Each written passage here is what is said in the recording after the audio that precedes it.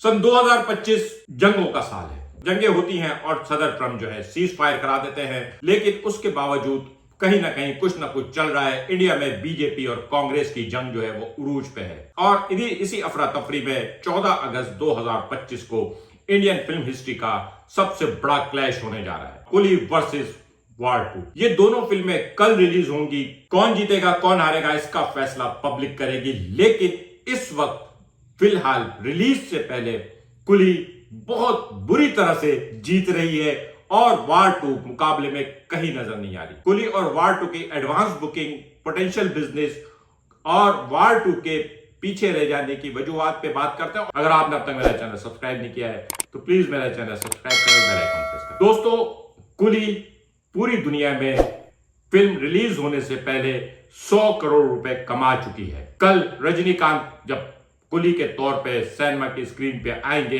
तो उस वक्त तक उनकी फिल्म ने 100 करोड़ कमाए हुए होंगे, जबकि वार 2 इसके मुकाबले में शायद 50% भी नहीं कर सकेगी। ऐसा क्या हो गया है, क्यों हो गया है? दोनों फिल्मों की जो केमिस्ट्री है वो बड़ी अजीबोगरीब है। कुली में तमिल फिल्मों का सुपरस्टार रजनीकांत है, साथ में तेलुगु फिल्म का सुपरस्टार नागार्जुन है और बॉलीवुड का सुपरस्टार आमिर खान। कुली के सामने 3 टेरिटरी थी। रजनीकांत की टेरिटरी तमिल, कुली बहुत आगे है, इतनी आगे का कोई सोच भी नहीं सकता। सिर्फ कुली का सिर्फ तमिल का जो एडवांस बुकिंग है वो वार की टोटल एडवांस बुकिंग से ज्यादा है। कुली अब तक तकरीबन 25 करोड़ से ज्यादा की एडवांस बुकिंग से तमिल में हुई है, जबकि हिंदी में इसका जो कलेक्शन है वो 1 करोड़ है, लेकिन तेलुगु में अगेन 6.5 करोड़ है। और थैंक यू नागार्जुन। इस तरह से तमिल का रजनीकांत और तेलुगु के नागार्जुन जो है वो अपना अपना काम कर चुके हैं, लेकिन हिंदी बेल्ट के आमिर खान मुकम्मल तौर पे फ्लॉप हो गए। और उसकी वजह भी है क्योंकि ट्रेलर में कहीं ऐसी कोई चीज वाज़ा नहीं है कि आमिर खान का क्या रोल है, जिसकी वजह से इस बेल्ट में आमिर खान की तरफ से कोई अट्रैक्शन नहीं है। लेकिन दूसरी तरफ वार 2, जिसमें बॉलीवुड सुपरस्टार ऋतिक रोशन और तेलुगु का सबसे बड़ा स्टार एनटीआर जूनियर है, और एनटीआर जूनियर की तेलुगु ने तकरीबन 7.5 करोड़ की एडवांस कलेक्शन की है, यानी नागार्जुन से बेहतर है। लेकिन हिंदी में ऋतिक रोशन सिर्फ 8.5 करोड़ की कलेक्शन कर चुके और टोटल इस फिल्म की जो अभी तक कलेक्शन है हार्डली 20 करोड़ का बिजनेस कर रही है। और शायद ये फिल्म जो है कल इंडिया में 30 करोड़ से ज्यादा का बिजनेस ही करेगी और पूरी दुनिया का अगर बिजनेस देखा जाए तो शायद 50 करोड़ हो जाए। जबकि वार 2 जब बन रही थी तो लग रहा था कि ये ओपनिंग डे को 200 करोड़ को टच कर जाएगी, 100 करोड़ इंडिया में और 100 करोड़ इंडिया से बाहर, लेकिन वो सारे ख्वाब चकनाचूर हो गए। यहां 2-3 चीजें हैं जो मैं डिस्कस करना चाहूंगा। एक, साउथ वाले जो हैं उनमें तासुब शायद बहुत ज्यादा है। मैंने एक बात नोट की है, नॉर्थ बेल्ट में जब भी साउथ की कोई मल्टी लैंग्वेज फिल्म रिलीज होती है, नॉर्थ की जो ऑडियंस है वो उस फिल्म को बहुत अच्छे से देखती है। बाहुबली हो, पुष्पा हो, केजीएफ हो। लेकिन उसके मुकाबले में जब भी नॉर्थ इंडिया की कोई फिल्म साउथ में रिलीज होती है तो उसको वो एप्रिसिएशन नहीं मिलता। वहां के लोग अपने ही हीरोज को हीरो मानते हैं। उनकी नजर में शाहरुख खान, आमिर खान, सलमान खान की कोई वैल्यू नहीं है। और इत्तेफाक से रजनीकांत ने एक इंटरव्यू में आमिर खान को शाहरुख खान और सलमान खान से बड़े कद वाला बोल दिया।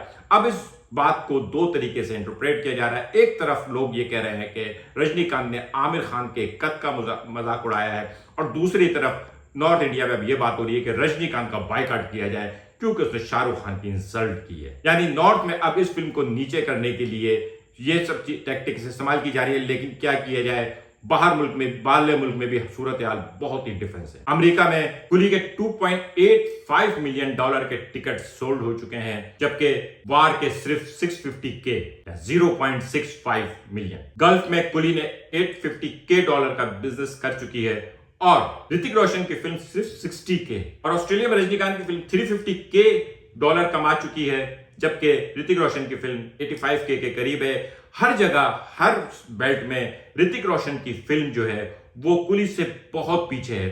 सिर्फ एक जगह है जहां पे ऋतिक रोशन की फिल्म कुली के आगे है, हिंदी में। लेकिन अगर हिंदी और तमिल में देखा जाए, जहां के ये अपने अपने सुपरस्टार हैं, अगर तमिल में रजनीकांत की फिल्म के 25 करोड़ से ज्यादा का एडवांस बुकिंग है, तो हिंदी में ऋतिक रोशन की फिल्म का कुछ 8-8.5 करोड़ है। ये बहुत माइनर है। उससे तकरीबन इतना ही कलेक्शन जो है जूनियर एनटीआर की वजह से तेलुगु में हो चुकी। क्या हुआ, क्यों हुआ?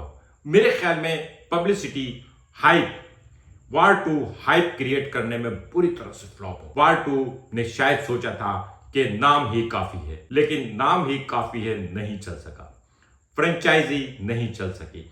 स्पाई यूनिवर्स धीरे धीरे डूब रही है। वार 2 सिकंदर से भी नीचे जा रही है और उसकी वजह सिर्फ पुअर मार्केटिंग है, जबकि कुली के मेकर्स ने इसकी मार्केटिंग को जिस अंदाज से किया, वो 1 साल से लगे हुए कुछ ना कुछ रिलीज करते रहते हैं, मुसलसल लोगों को एक्टिव रखा है। और यही वजह है कि जैसे ही एडवांस बुकिंग शुरू हुई है, एक तूफान आ गया।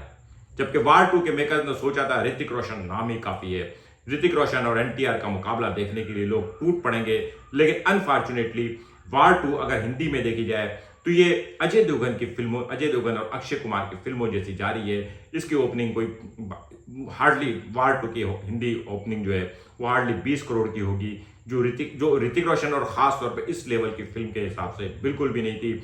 और इन साइड बॉलीवुड जो है वो शॉक में है कि ये क्या हुआ। आज